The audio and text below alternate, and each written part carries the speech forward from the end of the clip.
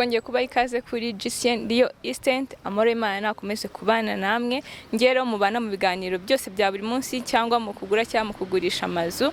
Ni Pauline, iyi ni ya company yanyu ibafasha kugura cyangwa kugurisha amazu cyangwa ibibanza ku mafaranga mutasanga ahandi. Aha rero mperereye ni mu karere ka Huye mu ntara y'Amajyepfo kuri biro yacu, nkaba ngiye kongera kubabwira ibindi bintu tugiye kuvuga. Anyways, ndashaka kubanza gushimira abantu bose bagiye batera ama comment mu kiganiro twashyizeho, barakirebye baragikunze, ndabashimiye. N'undi muntu wese uzi ko atakirebye agende abanza kirebe hanyuma dukomezanye n'iki ngiki. Rero tugiye kuvuga ku yindi topic ivuga ngo imiturire cyangwa imikoreshereze y'ubutaka. Turifashisha amagambo umuyobozi mukuru ushinzwe igenamigambi ry'imiturire n'imitunganyirize y'umujyi yavuze, niyo tugiye kwifashisha dusobanura neza bino nyine tugiye kubabwira imiturire cyangwa imikoreshereze y'ubutaka. Hano rero habamo ibice cyangwa ibyiciro byinshi, ariko tugiye kubanza icyiciro bita R1 cyangwa mu ndimi z'icyongereza bita R1.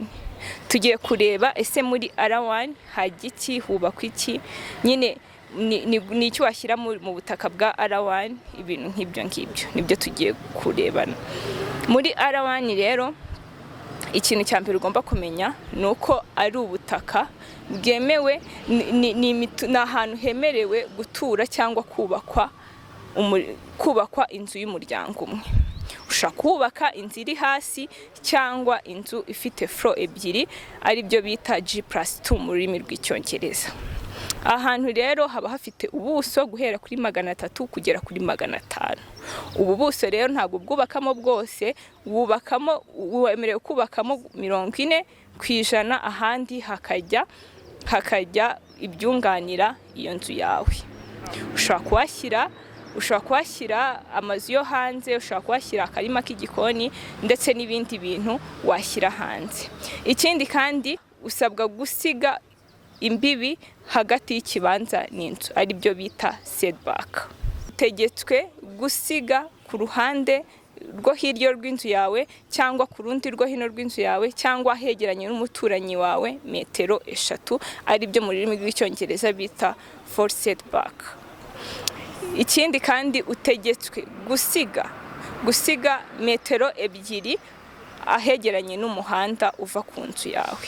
Ibyo byose mbabwiye nibyo biranga R1. Tumaze kubabwira rero kuri R1, tugiye kubabwira kuri R1A.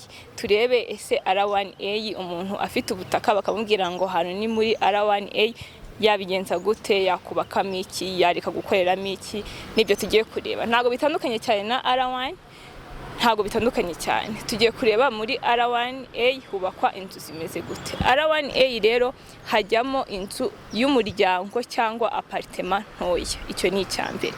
Icya kabiri kandi muri R1A hategetswe kujyamo apartment itarengeje nibura uburebure bwa niveau 2. Abantu rero bafite ubutaka buri muri R1A basabwa gutuzwa imiryango iri hagati ya 20 na 30 kuri hegitari imwe. Uri kumva ko ni byiza kuko bibafasha kuba abantu bahaba ari benshi nyamara ahantu hatoya. Ikindi kandi muri R1A nabwo ntago wubaka ngo ubuso bwose ubumaremo, ukoresha 50% by'ubuso, ahandi hakajya ibindi byafasha cyangwa byakunganira inzu yawe. Byakunganira inzu yawe, wahashyira akarima k'igikoni, wahashyira akarima k'igikoni, wahashyira amanex hanze, wahashyira ibintu byinshi bitandukanye. Ku ruhande rw'umuhanda nabwo usiga 3 metero, ari byo bita front and back mu rurimi rw'icyongereza. Hanyuma ku ruhande rw'inzu hirya cyangwa hino naho ugasiga 2 metero. iruhande ho rwundi hoho biterwa wenda niyo nzu. Iyo ari inzu isanzwe y'umuntu umwe usiga metero 3, yaba ari amazu afatanye 2 in 1 murazizi izo nzu cyangwa twin house ugasiga metero 2, haba ari inzu rero zegeranye nk'ari ama etage agenda yegeranye hoho nta mwanya usiga. Ibyo ngibyo nabyo nibyo biranga R1A. Tugeze kuri R1B. R1B ni iki? R1B hajya amazi ameze gute, hakubakwa ibintu bimeze gute, nibyo tugiye kureba. Rero R1B ni ahantu hagifatwa n'ibyaro cyane cyane mu bice by'i Kigali. R1B rero ni ahantu naho hajya inzu y'umuryango cyangwa inzu z'ubucucike. Muri kumva ko na amazu menshi ariko nabwo ntago yemerewe kurenza floor 2. R1B wemerewe kubaka mu buso, ubwo uri kumva ko wubaka muri 60 ubundi ukabureka bugafasha inzu yawe ibindi bintu byagenda nyine hanze, wenda washyira amanex, wahashyira ama parking, washira ibintu byinshi. Hari intera yemerewe gusigwa hagati y'imbibi n'inzu yawe, ari byo bita setback mu rurimi rw'Icyongereza. Hari n'ibindi bita front setback, ari uruhande rwegereye umuhanda, ari nabwo naho wemerewe gusiga metero 1. Wemerewe no gusiga metero 1 ku ruhande rw'inzu cyangwa handi ku rundi ruhande rw'inzu cyangwa inyuma cyangwa imbere, hose wemerewe gusigaho metero 1. Uri kumva n'uzubaka aho hantu rero uri kumva ko wemerewe kugenda usiga intera ariyo nagiye nkubwira. Nizo information rero twasanga muri R1B. R2 nabwo ahantu bibaza ngo ni ubutaka, ni ahantu hakubakwa inzu zimeze gute, ni ahantu hari ubutaka bumeze gute, nibyo ngiye kubabwira.